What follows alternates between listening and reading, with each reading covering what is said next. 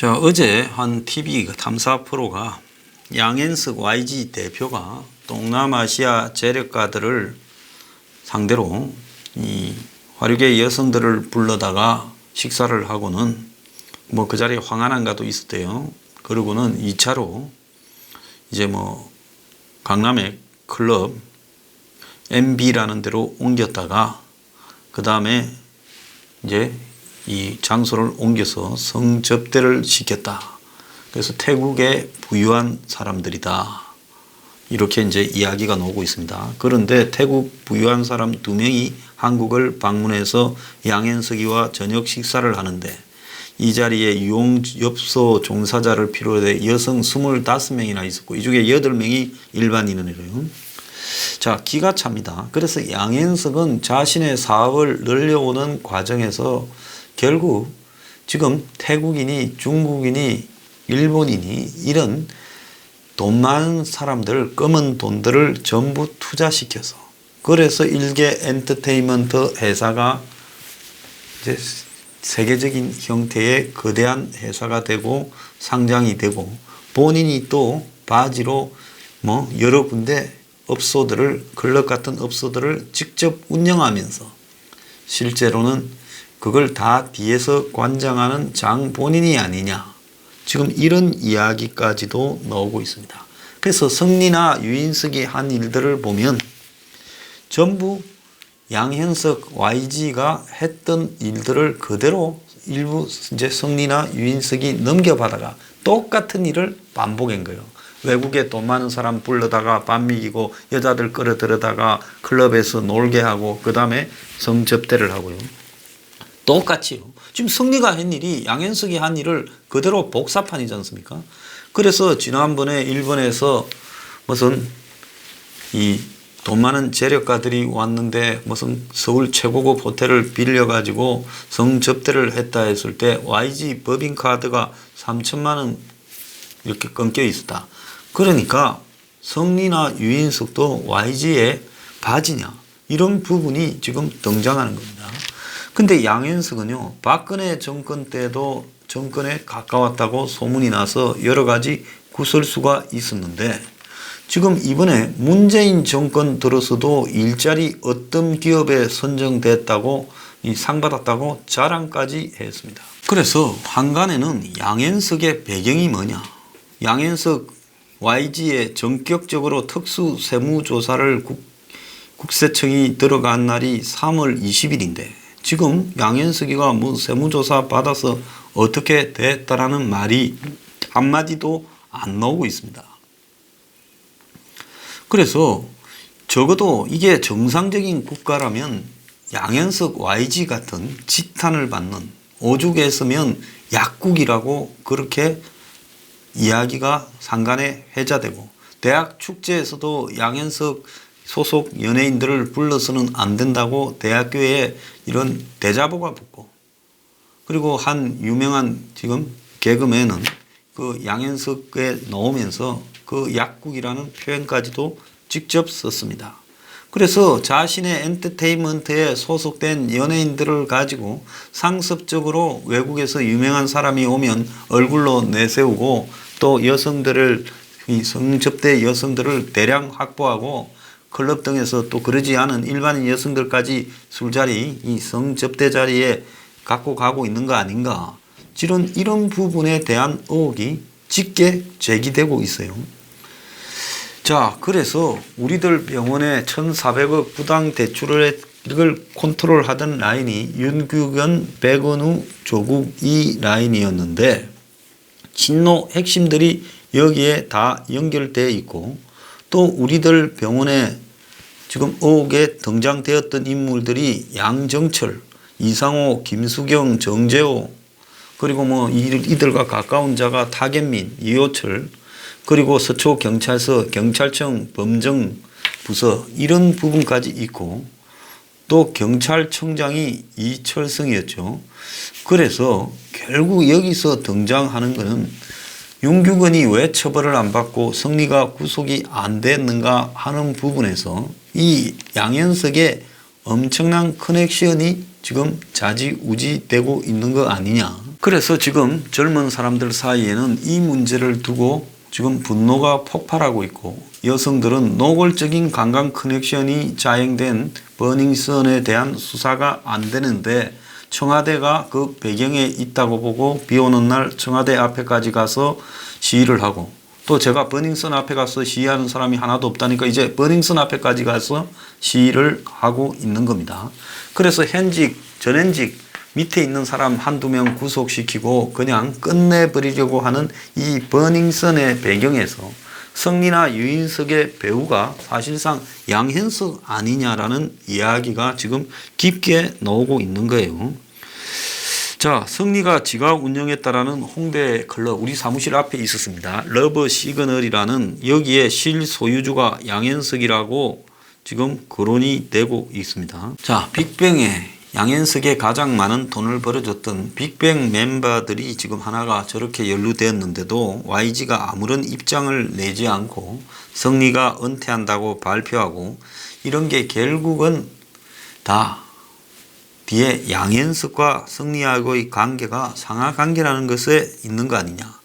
그래서 버닝썬 폭행 사건에서 나온 이 성리 관련된 의혹들은 성폭행, 마약, 탈세, 그리고 외국의 검은 돈을 갖다가 데려오는 사람들에 대한 성접대, 이런 것이 양현석의 지금 비즈니스 모델이고, 이런 일을 수행을 하려다 보면 엄청난 돈들이 오가니까 당연히 뒤에 권력을 끼게 되면서 권력을 끼고 이 사업들을 해온 거 아니냐라는 겁니다. 시그널이라는 업소는 일반 음식점으로 등록을 해서 실제로 클럽 행세를 했다는 겁니다. 그런데 이 러브 시그널이 얼마 전까지도 있었어요. 지금 업체 모양을 바꿨는데 그 양현석 건물이라는 상거리 포차 앞에 있었죠. 그래서 일반 음식점인데 이런 유흥업소로 클럽처럼 운영을 하다가 여러 차례 단속을 받았는데도 벌금으로 대체로 바지 사장들이 이렇게 걸리고 끝났다는 겁니다. 양현석도 이 건물이 자기 건물이었대요. 저도 몰랐습니다. 그런데 양을 건축법 위반으로 300만 원 벌금으로 약식 기소하고 끝났다는 거예요. 지금까지 이야기한 거는 러브 시그널도 아니고 또 다른 업소고요. 참 도대체 업소가 몇 개입니까? 그래서 우리 사무실 앞에 러브 시그널이라는 거는 지금도 아직 문을 안 닫은 것 같아요. 그런데 이것도 양현석이 사실상 주인이라는 겁니다. 자, 양현석은 여기 합정동, 홍대, 서교동 일대에 곳곳에 자기 건물을 가지고 있고, 그 건물이나 또 자기 건물 앞에 이런 클럽을 갖다가 운영을 하고 있습니다. 그런데 바지 사장들이 있는데 실제로는 양현석이 거라는 이야기가 지금 많이 나오고 있어요. 그래서 양현석은 그 중에 일부는 일반 음식점으로 해놓고 유흥업소로, 그러니까 클럽으로 이렇게 하다가 단속에도 여러 건 걸렸는데도 본인은 그냥 잘 빠져나갔다고 합니다.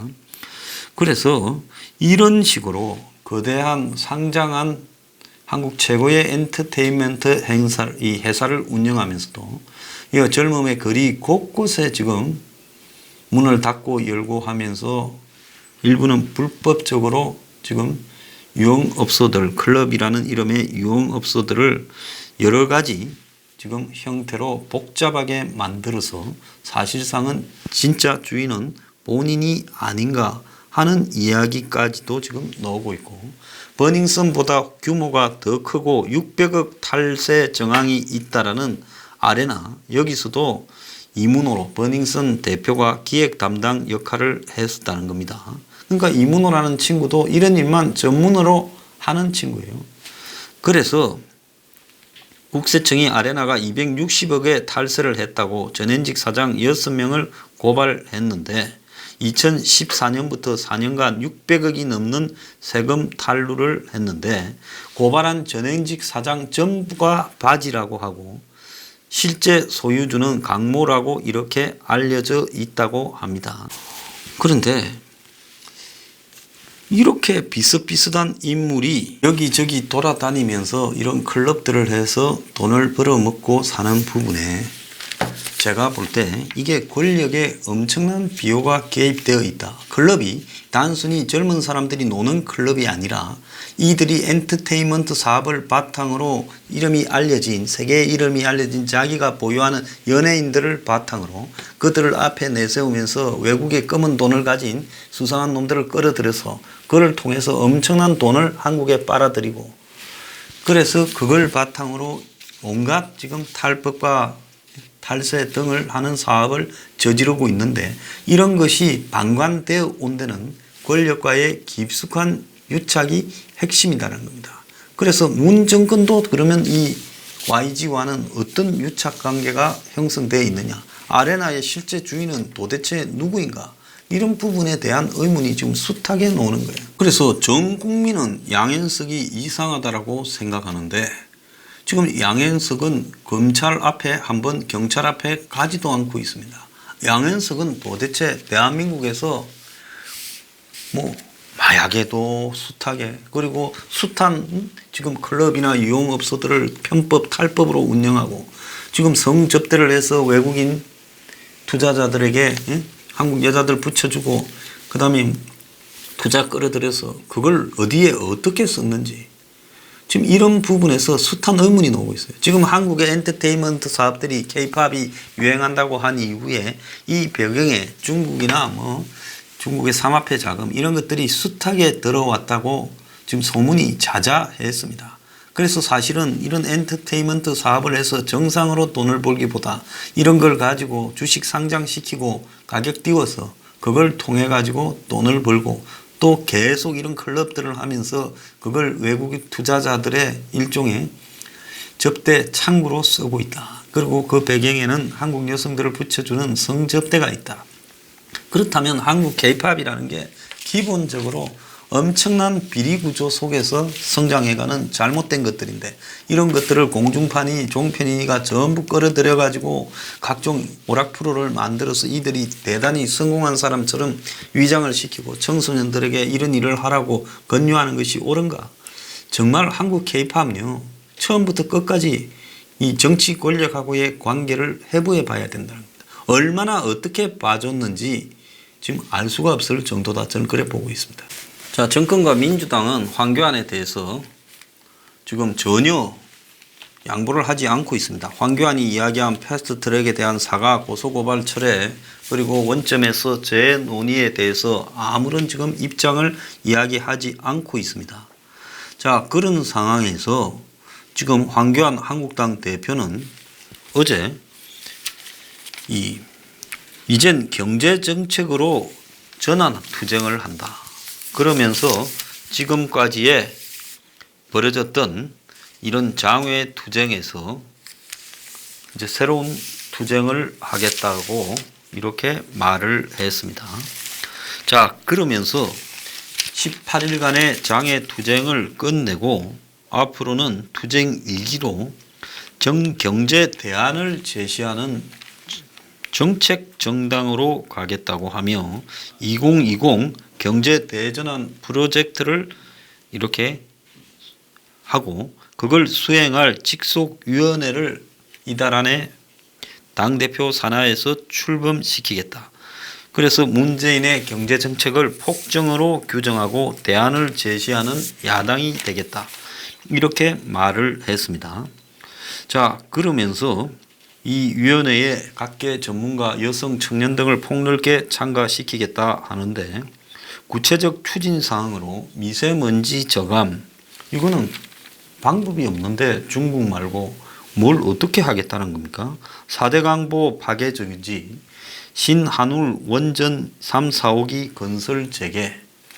자, 뭐 구체적인 대안으로 이야기할 수 있는 부분이지만은 국민들의 보편적인 대안인가 봤을 때는 좀 안 맞는다는 겁니다. 제가 볼 때요. 그러면서 그는 미세먼지 4대강 보호 파괴, 탈원전 정책, 노동 등을 이제 문 정권에 맞서는 주요한 대안 제시 부분으로 하겠다라고 말을 했습니다. 자, 그런데 패스트 트랙을 철회 사과하면 국회에 들어가 민생을 협의하겠다. 자신이 문재인에게 1대1 회담을 제안한 데 대해 대통령이 진정성이 있다면 만나서 해결을 할 건데 뭘 그리 어렵게 생각하냐고 문재인 보고 1대1을 회담을 받아라고 했고 문 정권의 외교력 부재 등까지도 비판을 했습니다. 자, 그런데 그러면 문재인이 민주당이 앞으로 사과를 안 하고 안 받아주면 그럼 밖에서 계속 이제 경제정책 대안을 제시하고 시위나 집회는 하지 않으면서 하겠다라는 거지. 좀 궁금합니다. 상대가 충분히 들어오라고 사과할 때까지 계속 밖에서 돌아야지. 밖에서 도는 부분을 하기 싫어서 밖에서 끝내고 안으로 들어왔는데 국회는 안 들어가고 경제정책 대안만 제시하고 문재인이 1대1로 만나주면 언제든지 만나겠다고 이야기를 하는 이 부분에 이게 도대체 정권에 좀 겁이 될 수 있겠는가, 부담이 될 수 있겠는가를 좀 의문으로 생각해요. 전 진짜 이해하지 못하겠는 것은 왜 정권의 치명적인 문제를 가지고 밀어붙이지 못하는가. 자, 노동 문제를 이야기한다면 민노총을 해체하겠다라는 이야기를 왜 하지 못하는가. 어제 민노총이 말입니다. 현대중공업과 대우조선 합병을 반대한다면서 현대중공업 주총장을 점거했어요. 그리고 현대중공업 서울사무소를 진입을 해서 유리가 깨지면서 막던 또 다른 본사 직원들 눈에 지금 실명 위기까지 오고 여러 사람이 다쳤다는 겁니다. 경찰은 충돌 이후에 갔다는 거예요. 그리고 거기에 몇백 미터 떨어진 다른 건물에서 열리던 주총장을 점거하면서 거기에 외국인 학교가 있었는데 교사 학생들 30명을 내보내고 다시는 못 들어온다. 학생들과 교사가 갇혔대요. 그래서 막 밖에 전화하고 울고 야단이 났던 모양입니다. 그래서 그 학교가 지금 이틀간 휴교를 했다라고 지금 알려지고 있어요. 자, 이렇게 아나무인인 정치 노조를 해체하겠다고 과감하게 왜 말을 하지 못합니까? 자, 지금 보험 문제나 원전 문제는 필요한 것 중에 하나지만 지금 문재인의 이 거대한 국가 파괴 행위에서는 극히 작은 부분에 속하는 겁니다. 보수 단체들이요, 무슨 이런 원전 관련 대기업 이런 문제하고 좀 연결되어서 필요하지만 원전 문제를 마치 문재인이 저지르고 있는 수많은 잘못들 중에 한 절반쯤 되거나 3분의 1쯤 되는 것처럼 포장하는 부분도 또 잘못됐다고 봅니다. 그렇지 않습니까? 보험 문제에서 문재인 정권이 저지르고 있는 것은 잘못됐지만 그걸 갖다가 마치 문재인 정권의 지금 핵심적인 잘못인 부패와 이런 부분인 북한의 석탄이나 정제유를 주는 부분과 관련해서 사주고 주는 부분과 관련해서 문제 제기를 안 하고 보험 문제만 매달리는 것도 이것도 또 웃기는 거예요. 이명박 정권의 4대강 보수 정권들은 보수 언론들은 이 문제에 대해서 집착을 해요. 그러니까 이 보험 문제에 대해서 지나치게 매달리면서 과잉으로 하고 있는데 일반 국민들이 보험 문제나 원전보다도 문재인 정권이 그야말로 서민들의 삶을 파괴하고 민노총으로 한국의 기업들을 다 죽이고 있고 더 나아가서 주 52시간이니 최저임금으로 경제 기반을 파괴하는 부분에 본질적인 이야기를 해야지. 미세먼지를 황교안이 뭘 어떻게 하겠다는 거예요. 황교안이 미세먼지 해결할 방법이 있어요. 그래서 정말로 좀 이해가 되지 않는다는 겁니다. 총선에 아예 민노총 해체를 타이틀로 내건다고 선언해서는 저도 박수를 쳐주겠습니다. 그러면 이 사입이 대학 입시를 갖다가 완전히 공정하게 하고 지금 이 집값 때문에 겪고 있는 국민들의 고성을 해결하기 위해 앞으로 이 주거 문제에 대해서 국가가 어떻게 공급할 건지도 고민해 보겠다고 그런 과감한 이야기를 해야지. 보수 언론들이 주로 관심이 있는 주제들에 대해서 이야기하고 있는데 국민들과는 격차가 있어요. 그것도 물론 맞기는 맞아요. 그렇지만은 이것이 문재인 정권의 비리나 의혹의 아주 작은 부분이라는 겁니다. 자, 지금 핵심적인 거는요. 문 정권의 의혹과 비리를 공격해야 거기서 그 다음에 이제 이 총선과 관련되는 지형이 뒤바뀌는 거예요. 자, 양정철이나 서훈이나 이런 사람이 저지르고 있는 총선 부정과 관련되어 보이는 결탁들을 뒤집어 엎어야 선거가 되는 거지. 황교안이 그냥 정책을 몇 개 어디서 듣고 발표한다고 선거가 되겠습니까? 그러면 그걸 뒤집어 엎으려면 문재인의 약한 고리를 계속 때려서 문재인 정권이 계속 코너로 몰리도록 돼야 패스트트랙도 철회하겠다. 무슨 선거법도 다시 협의하자. 그리고 한국당에 칼질 안 하겠다. 이렇게 되는 거지. 계속 공격해서 한국당 의원들이 7, 80명이 걸려서 있는 상황에 전부 뒷꽁무니를 빼는 상황에서 정책을 가지고 대응한다고 되겠느냐. 그것도 정책이 파괴력도 없고 대중성도 없는 정책들이 상당히 많다는 겁니다. 자, 이런 부분에서요. 황은 왜 본질적인 것과 비본질적인 것을 구별하지 못하고 미세먼지에서 황이 뭘 어떻게 하겠다는 거예요. 미세먼지는 문이 안고 죽어야 될 문제지 왜 황이 그걸 갖다가 안으로 냈습니까? 황이 미세먼지에 답이 있어요? 정말 가끔씩 이해 안 가는 짓을 반복하고 있어요. 이거는 뭔가가 황의 세상을 바라보는 시각이 거의 제로 상태고 황해 코치해주는 사람들 자체의 수준이 발바닥이라는 걸 의미하는 겁니다. 그리고요. 자, 황은 원내로 들어왔습니까? 안 들어왔습니까? 그거부터 분명하게 해야죠. 원내로 들어왔는데 우리가 안에 발을 못 디디고 있다. 이겁니까? 지금 말하는 게. 아니면 지금도 장애투쟁이 진행 중인 겁니까? 왜 여건이 하나도 바뀐 게 없는데 장애투쟁을 중단하고 끝내고 이제 정책 대안을 제시한다고 말을 합니까? 그리고 장애투쟁 동안에 한 가지를 물고 늘어지게 쓰는 게 있어야 될 건데 지금 많은 사람들이 한국당이 밖에 돌기는 돌았는데 뭐 때문에 돌았지? 패스트트랙인가? 그럼 뭐 선거법이 문제라는 거야? 공수처가 문제라는 거야?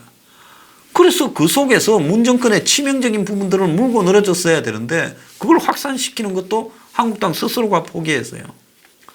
그래서 저는 뭐 한국당에 애정도 없고 그냥 망해서 죽든가 말든가 관계없는 사람인데요. 정말로 이 당은 이기려고 하는 생각을 하지 않고 있는 것 같다. 그야말로 죽으려고 하는 짓만 하는 것 같다는 겁니다.